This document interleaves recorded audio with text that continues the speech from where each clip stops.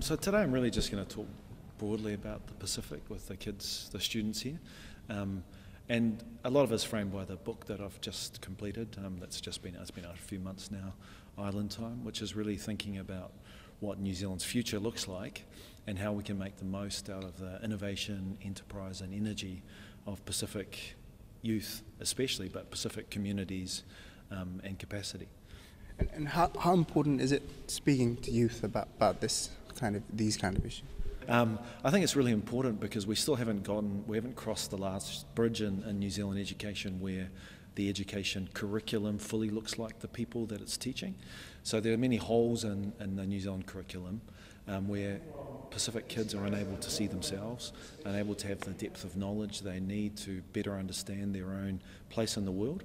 And not just Pacific kids, but New Zealanders as a whole, because if you imagine a map of the Pacific, and I do this in my classes at university, there's 21 Pacific Island countries and territories, and I've never had a first-year university student who could name them all. And that's our region. This is where we live, and we can't do it. So if we can't even do a basic thing like that, how well equipped are we to live in this world?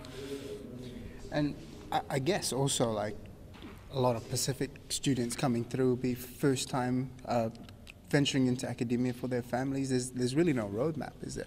Yeah, so we're in a really interesting place where there's some Pacific families that have been in New Zealand for 3 or 4 generations, and their issues are New Zealand-based issues, and then there are others who are newcomers to New Zealand, and so those people are on a different path. And obviously, unless we can get Pacific people achieving as much as everyone else, then New Zealand itself is going to have a problem. Not just those Pacific people, but New Zealand will be missing out on the extraordinary abilities that these young Pacific people have.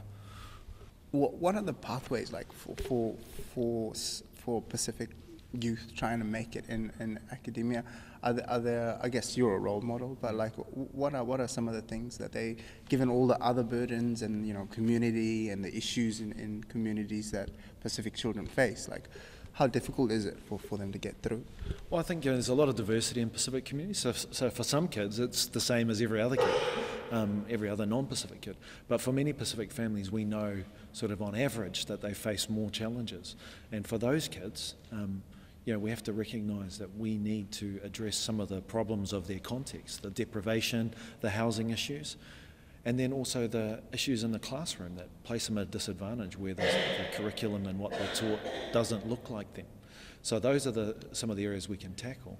And above all, we have to help young people see a future that involves learning, because it really has to, because the world is going to be such a different place in the future. They need to be kind of ninjas. They can't be like the old days, you could just be a warrior, foot soldier, but now you actually need to have the ability to change. You're not going to have the same career in your life.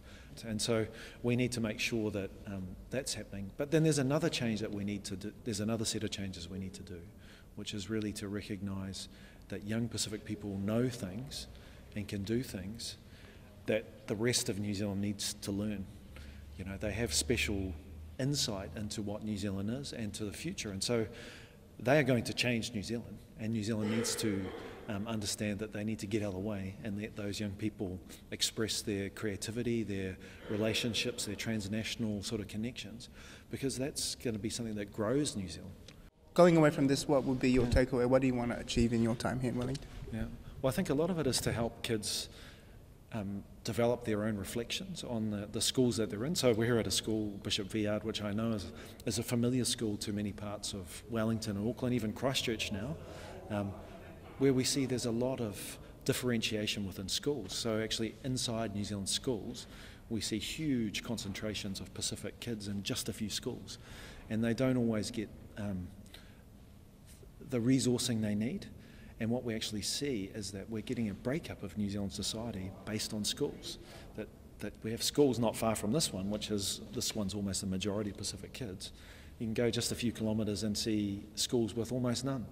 And we have to reflect on what that means, not for the Pacific kids here who are going to achieve and do well, but for those kids who are growing up in this world where they're not exposed to Pacific, Māori and Asian folks who are going to be key players in New Zealand's future.